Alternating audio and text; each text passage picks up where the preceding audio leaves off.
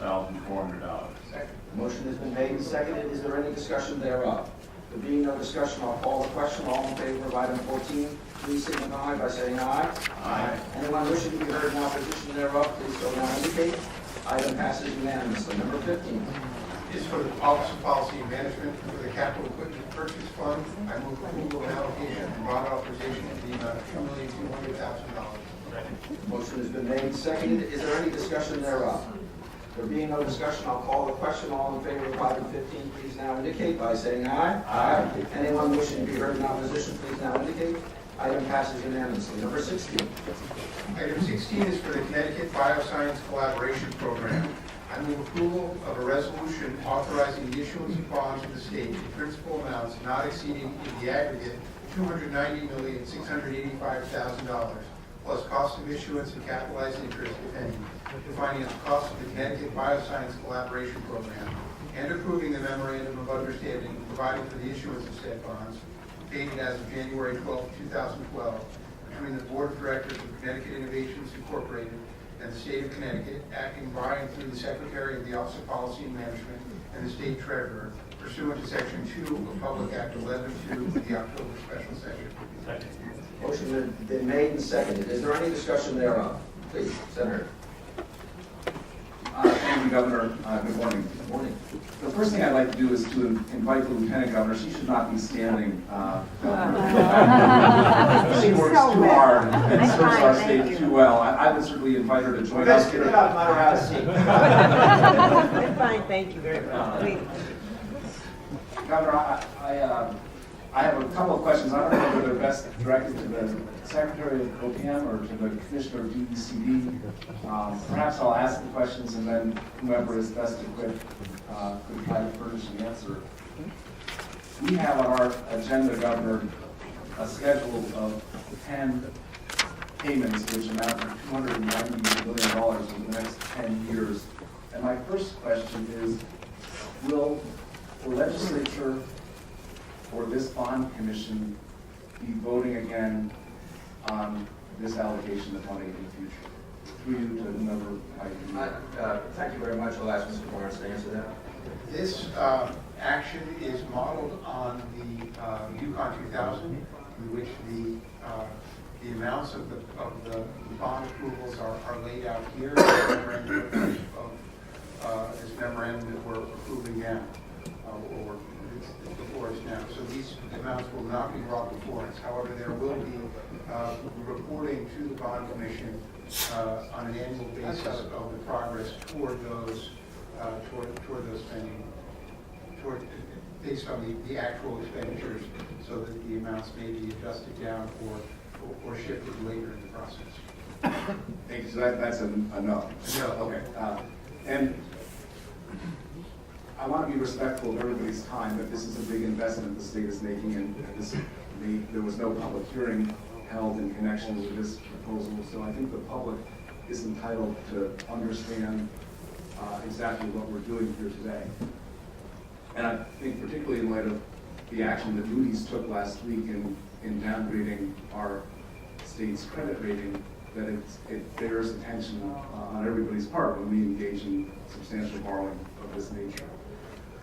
My understanding is that $145 million of the $291 that we're authorizing today is for a construction loan, a low interest, forgivable 1% construction loan.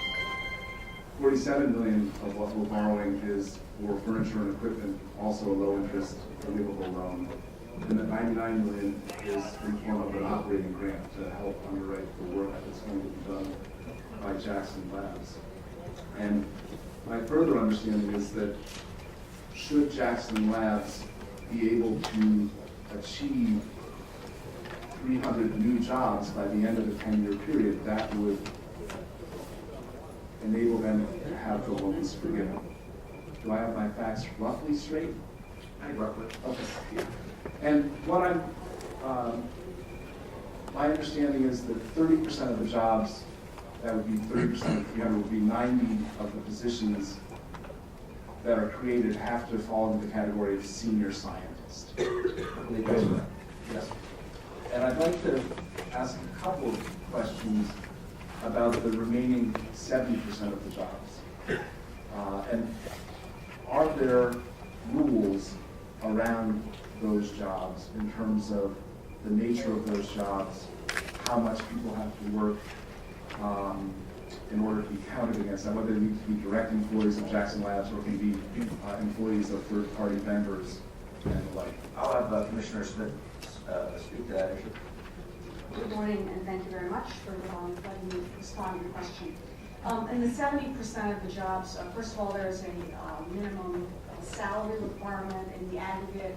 125% of state average salaries is a requirement for all the jobs together. And do you know what that number is today? The number today is about 58,000 to 60,000, something in that range. Thank you. And so for the other 70%, there is agreement that some of the jobs could be for contracted employees, but the aggregate amount does have a cap on it, and I'm going to forget exactly what it is, but there is a cap on how many of those jobs can be contracted out. And if they are contracted out, they have to be working for a minimum of 35 hours a week, and there's several other criteria that need to be followed. So we think in the aggregate, we're going to have very good jobs for the state. The Jackson Labs has agreed to try to make these jobs locally based Connecticut residents, and I think we feel very comfortable that this will help really grow the economy as well as, of course, create a good, solid bioscience community. Thank you. And is there any requirement with respect to those, any of the jobs, you say 35 hours a week, is that for 52 weeks out of the year, or? Yes. In order for them to qualify for the forgiveness of the loan, they have to create 300 jobs and have them retained in the state for a minimum of 6 months. And each individual employee has to be on the payroll for a 12-month period. Okay. Now, just doing some rough math, 300 jobs, $291 million, that's $986,950 per job created.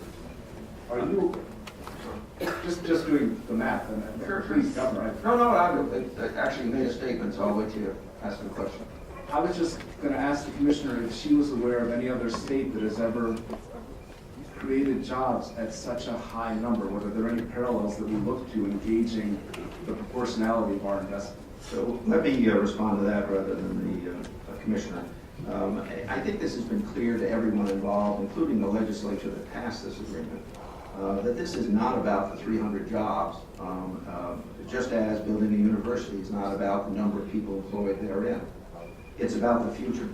It's about the building of a bioscience initiative in Connecticut in response to a very clear warning shot that was fired across our bow when Pfizer moved 400 jobs, actually in excess of 400 jobs, very high-paying jobs, to Cambridge, Massachusetts. And they acknowledged in part that they were doing that because Connecticut had failed to invest in the infrastructure necessary to support their ongoing efforts. This is something that I heard time and time again from our highest end precision manufacturers, as well as those involved in the medical sciences, research, and bioscience. So this is not, I understand that you can slice and dice with respect to what each job costs. But we don't do that when we build, for instance, as I broke ground, based on positive votes by the legislature in support of a prior governor, of an arts center at Eastern Connecticut, which, by the way, will cost us $160 million and will be responsible for employment therein of about 90 employees. Nor did we do it with respect to our investment in Yukon 2000 or subsequent iterations thereof. We built buildings in excess of $200 million that don't employ any more than 50 or 60 people. So I understand the question. I actually understand the political argument. But I don't accept the question as properly stating the level of investment that Connecticut must engage in if we are to be competitive with New York, New Jersey, Massachusetts, the other states, and the other nations of the world. After all, what we're doing here is supporting a form of research and a science which is now growing at 11% per year, representing hundreds of billions of dollars of investment in this country alone. So I understand the question, and you can do basic math as well as anyone else can do basic math, but it misses the point. Governor, may I add something to that? Sure. Which is, we did in fact do quite a bit of research on other states and other opportunities like this.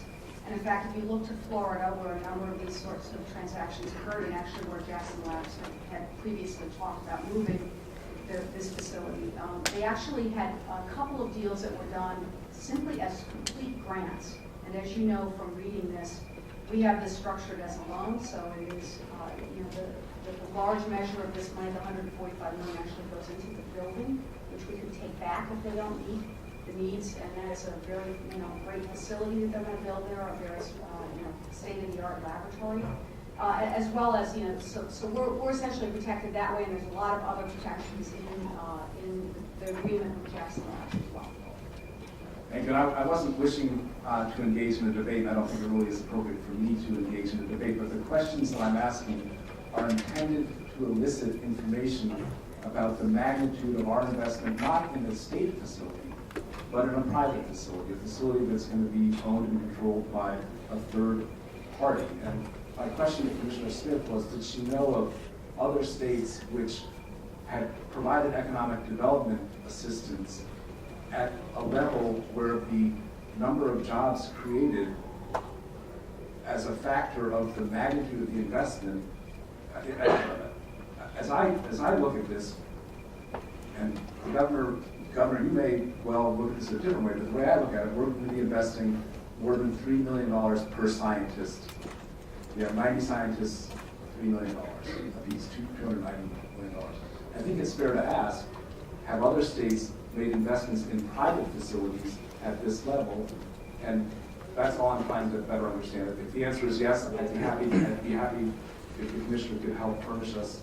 Not at this moment, obviously, it's not fair, but I think it's fair for everyone in the state of Connecticut to understand how we stack up against. Sure. We'd be happy to share that information. Just a couple more questions.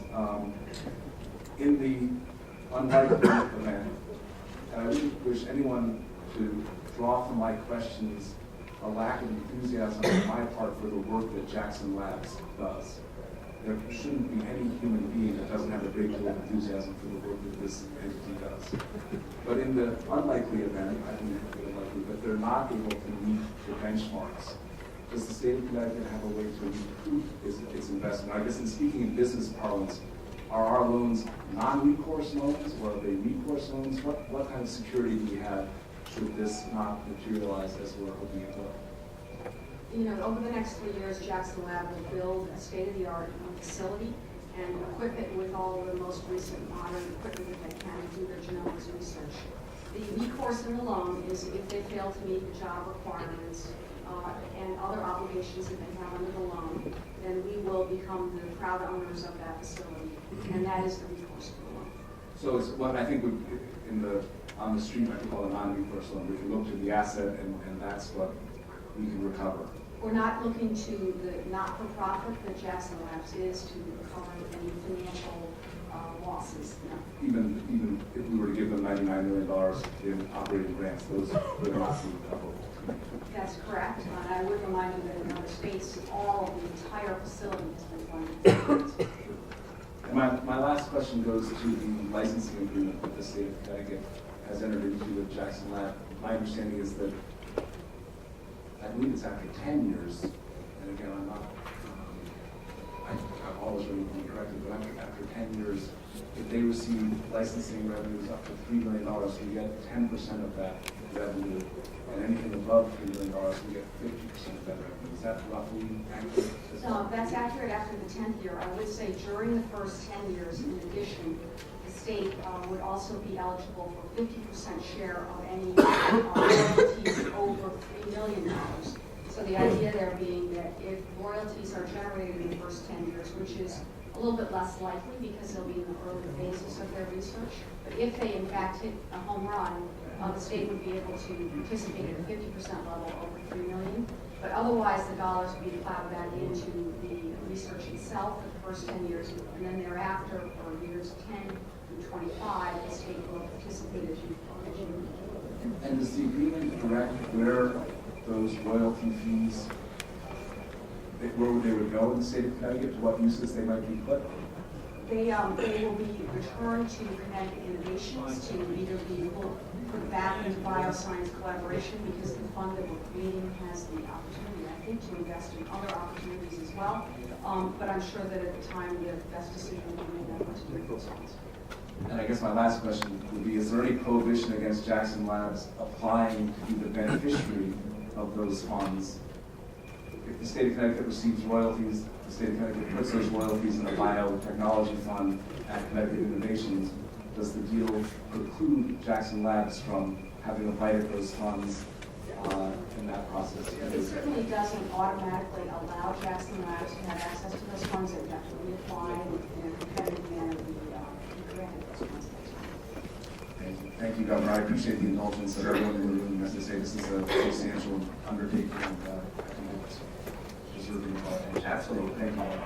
Yes, sir. Thank you, Governor, and just briefly, Senator Roraback asked many of the questions that I've had over this time, and so I'll dispense with the questions and just briefly state that you'll find no argument from me that our past bonding practices as a state were just one of a menu of items that got us to the point that we're at today with regard to our budget situation, with regard to our fiscal calamity, through no fault of yours, through no fault of many of the people sitting on this panel who were not members of the Bond Commission prior to 1 year ago today.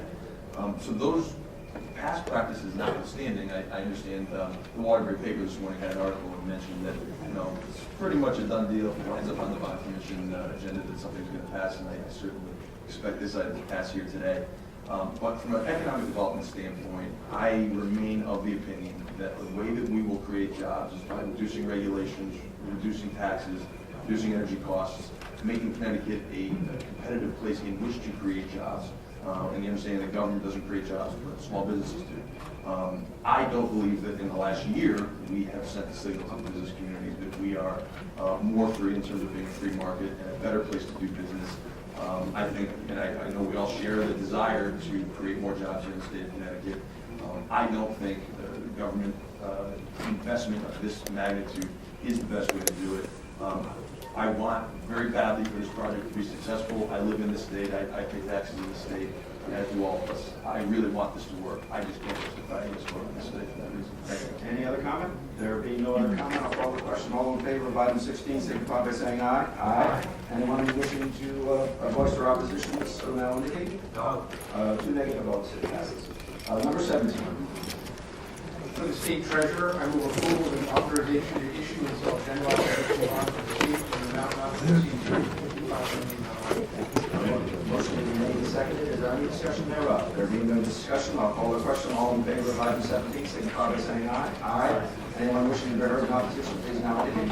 Passes unanimously. Number 18. For the state treasurer and the Office of Policy and Management, I move approval of requests and certificates and resolutions and the filing of the state treasurer's certificate as to state indebtedness and the declaration of official intent pursuant to federal income tax regulations.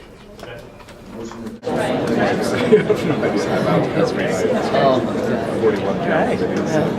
Could you send me any more mandated? Oh my gosh, here's my friend. This is these guys from the Democratic State Senate. He follows. He's trying to help you. He goes to the, he does. He goes to the town meetings too. He usually solves. Is it Jeff? Jeff, yeah. Hey, Jeff, nice to see you. Do you know Nice Senator to- Daly? No, I haven't. Nice to meet you. He just caught me kissing you. This could. I don't think I caught that.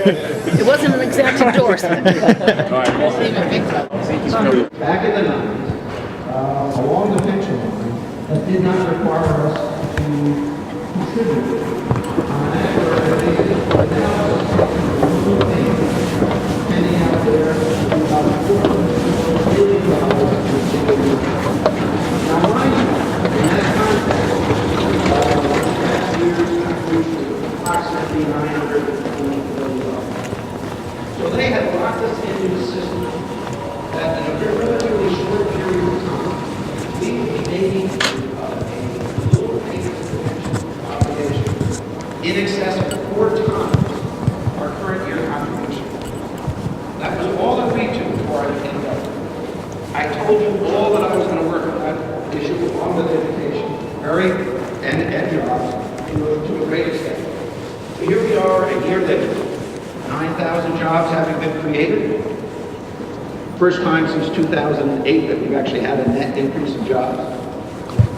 Unemployment rate is down substantially this year, not low enough, and if you're without a job, certainly not low enough, but we're making progress. And now the Republicans want to engage in a debate about how many billions of dollars I've saved the taxpayers of the state of Connecticut. I'll have that debate with them until the cows come home. Because the reality is that we are saving billions of dollars in a single year based on the agreements that 2 prior governors had entered into. We will save in excess of $2 billion. So that's my response.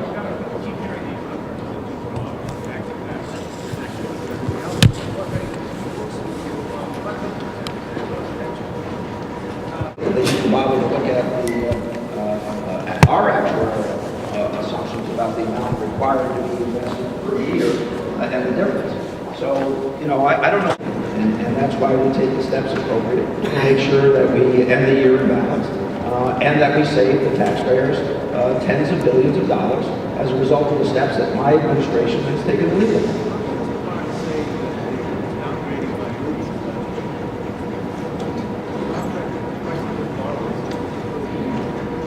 Well, he could say that, he can't say it because these bonds haven't been offered. But in reality, during the last year, our cost of issuance, projected cost of issuance is actually going down, not up.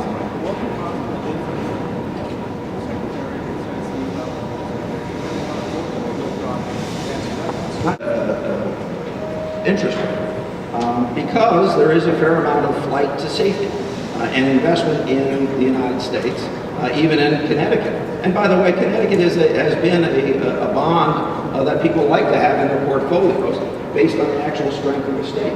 But I want to drill down for a second, if I might. I know you took the time to read the entirety of the Moody's report.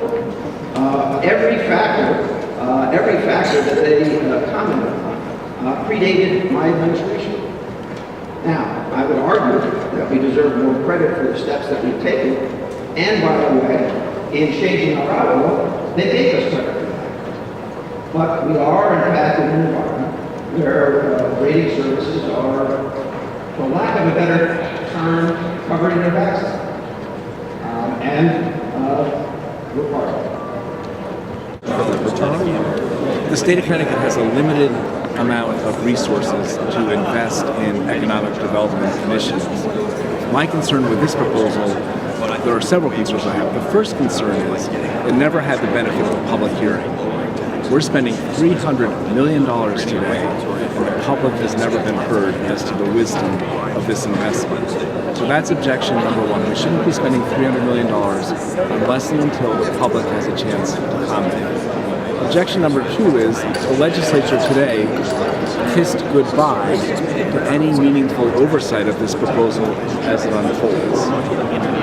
Objection number three is $300 million to create 300 jobs, 90 scientist jobs, is, whether the governor, whether he likes it or not, it's $986,000 per job created. In my view, our economic development investments ought to create a lot more jobs for a lot less money. That's what it boils down to. It's not that Jackson Labs isn't doing good work. It's that we're over-investing and getting a return that is under what we should all expect. So you don't buy his argument about 16,000 jobs can be created? Well, I don't buy his argument because I haven't seen what he's referring to, but all of that is speculative at best. What we know is the state of Connecticut is spending $291 million today, and all we're asking for in return for that investment is the creation of 300 jobs, some of which could be people that don't even work for Jackson Labs, people that work as landscapers or in the food service. As long as they make that $58,000 a year, they don't even have to work for Jackson Labs. It can be subcontracted out to third parties. And I just think we can get a lot more bang for our public investment, our economic development investment. This is a lot of money without demanding very much in return.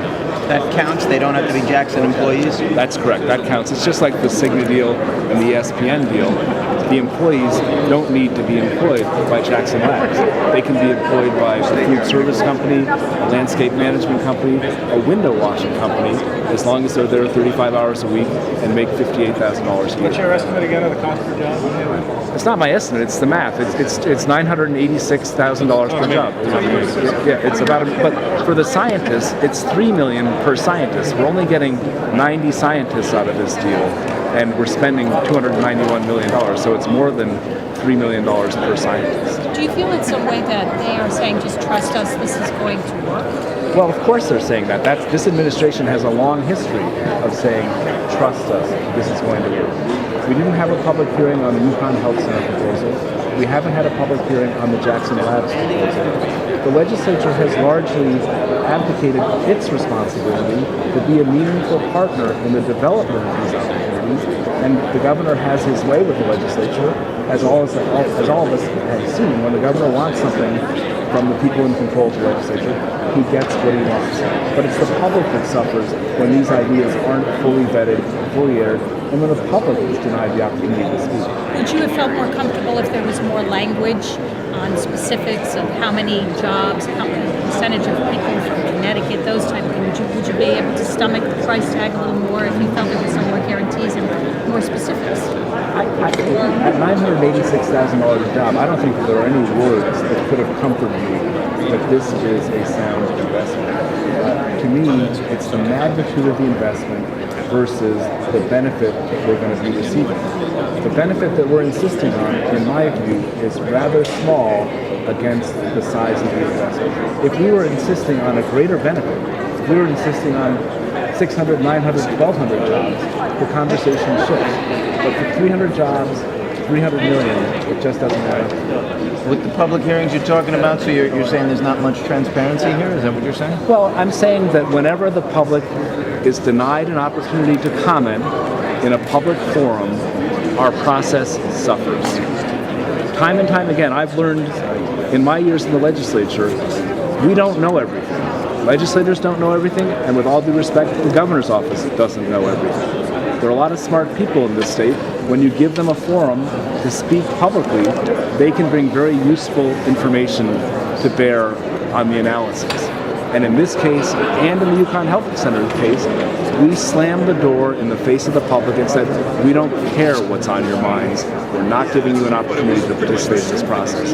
And that runs counter, in my view, to what our democracy in Connecticut has always been about, which is including the public in our decisions. What do you think about how the governor reacted to your questions? And I'm wondering, what is the state of the relationship between him and the Republicans? It doesn't seem, from my vantage point, to be that good. Well, the governor, I thought, had clearly anticipated some of the questions that were going to be asked, and I thought his responses were, while they weren't convincing to me, they were well articulated. I think the governor understands that it's not the governor and Republicans. I'm not speaking as a Republican. I'm speaking as an elected official in the state of Connecticut who has questions like many other people, Republicans, Democrats, unaffiliated voters. People have questions. As I said, this is the last crack any legislator is going to get at this thing. There's $291 million out the door. And I was trying to remember, I was here when we passed Yukon 2000. I'd have to review the bidding, but my recollection was there was a great deal of debate around the Yukon 2000 initiative. I don't think it just came from the governor's office, but again, I'd have to check the history to see how that project went down. And is it enough that we just get a building in the end? That was another concern that I had. We're going to be giving this entity $99 million in operating subsidies. Just here's $99 million to keep you going. And then if they don't come through and honor their obligation, that's $99 million out the door. And I understand that they're a nonprofit, but the taxpayers of Connecticut work awfully hard for the money that they earn and for their tax dollars to be disappearing if Jackson Labs doesn't live up to their promises, to me, is tantamount to selling the taxpayer a little bit short. I think if they don't live up to their obligations, I think they should pay us back the $99 million that we might give them to subsidize their operations. What do you think? You're saying this is a giveaway? Well, it could become. It sounds like you're saying. It could become a giveaway. We don't know what it is until the moment of truth 10 years from now, when either they achieve the benchmarks or don't achieve the benchmarks. What I'm saying is we are at risk for this becoming a giveaway, because if they don't achieve the benchmarks, the $99 million that they will have received to subsidize their operations is not recoverable. It's not recoverable because they don't have the money. They might well have the money. It's not recoverable because the state of Connecticut isn't protecting our investment in that way. And what do you think about the governor's arguments that if we don't do this, we're going to have more Pfizers that are going to ship the jobs out to, Cambridges and places like that where they have these scientists? Listen, I don't disagree that it's a nice thing to have Jackson Labs in the state of Connecticut. My question goes to whether we're paying too much for that opportunity. Understood. We have to look at the foregone opportunities. The $300 million that we're spending on Jackson Labs is $300 million that we're not going to have available to help bring in a new manufacturer for other economic development initiatives. So to me, it's just too high a cost, too small a benefit, and not enough protections for the taxpayer. Explain again simply for the average person who just turned his camera on what the cost is per job in your view. Well, it's about $986,000 per job. We're spending $291 million today for 300 jobs. So it's 281. $968,950. What you think is far too much. Yeah, relative to what the industry standard is. That's why I asked. I'm looking forward to Commissioner Smith furnishing me with additional information. My understanding is in the economic development world, when you're creating jobs, you might invest $20,000, $30,000, $40,000 to create a job. $968,000 per job is over the top. Right. And how do you conclude the $3 million per scientist? Well, you have this obligation that Jackson Labs is required to hire 90 scientists. We're spending $291 million. So it's $3 million. You take the 90 scientists times $3 million a scientist, that comes to $270 million. So we still have changes more than $3 million per scientist under the terms of the agreement. And your view is that the public never really had a chance to... Well, it's not my view, it's the facts. There was no public hearing that was held in connection with this proposal. The public never had an opportunity to come to this building to tell their elected senators and representatives what they thought about this proposal. It's another example of the administration having its way and the public being excluded from the process. Don't you think, though, that the construction workers who will get work building this thing, or real estate agents who get work in Farmington selling luxury homes, are not going to be very happy with you when you're running for Congress in that district this fall, when you're trying to oppose it? You know, I've always felt, Mark, that my primary obligation is to the integrity of the process and to safeguarding the interests of the people that are working hard and paying their taxes. Clearly, the people that benefit from this proposal, they may not like that I'm standing up and saying it's too much. But I think to the general public in Connecticut, they'll recognize that this investment is much too big given what we're not going to get in return for it. That's a pretty good answer. And it's the truth. Thank you. Thank you. Who are you shooting for? And do you know Brett Cody? No. How you doing? I work for Andrew here in Kansas. Nice to meet you. What's your last name, Jim?